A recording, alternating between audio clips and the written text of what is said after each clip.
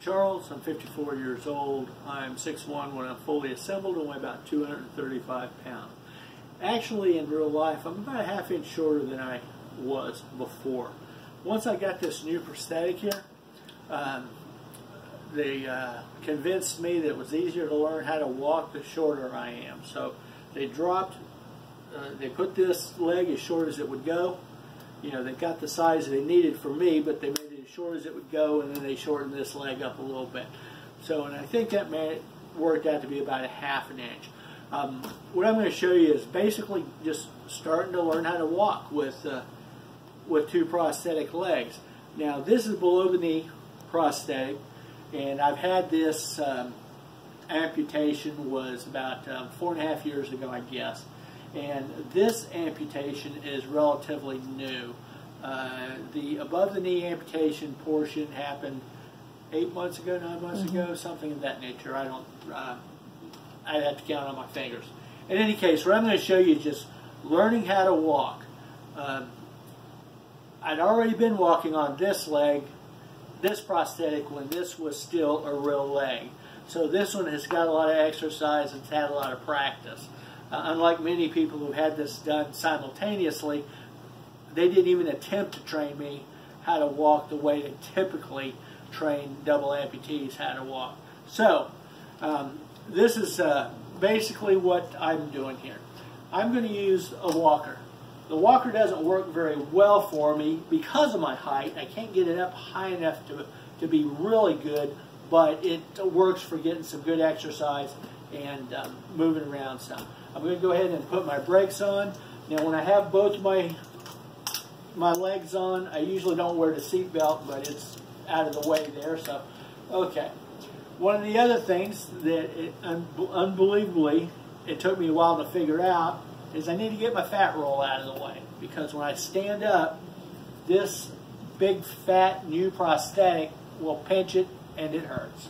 So I'm going to kind of get my big belly out of the way. It's just sitting on top of the prosthetic for the most part. I'm going to attempt to stand straight up, more or less, and I want to balance on this prosthetic, on this leg, this knee.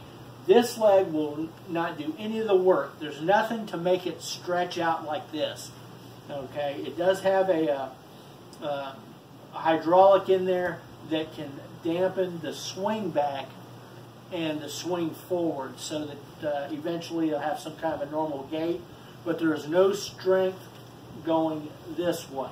There's a little bit of resistance when the leg is going this way, but for standing up purposes, it's useless. So I'm just going to basically be getting up on one leg, and since I already have a prosthetic here and I've got a big extra chunk of flesh on my residual limb, so it always kind of looks like it's falling off, I have to take an extra special care to make sure I'm centered up over my prosthetic. So there we go. Take my seatbelt off, lock my wheels. I'm going to stand up as straight as I can. I'm not going to put any weight on this leg at all, because one of the things I'm actually going to do as I get myself up is I'm going to kind of try to get this leg in a position where I want it to be. So I'm going to go up. My leg's basically under me. Oh, my new prosthetic was basically where I wanted it, so I worked out dandily.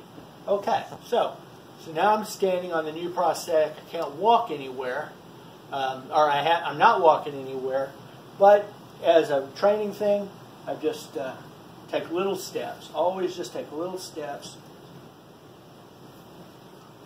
and that's it. Okay, so the big trick here that I wanted to show you is just how the heck do I stand up?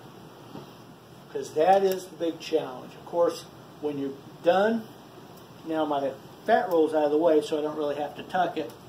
I have a hold of my wheelchair, guide myself in, so I don't bust my nugget. That's basically it. That's how I get up so that I can train to walk on my new prosthetic leg.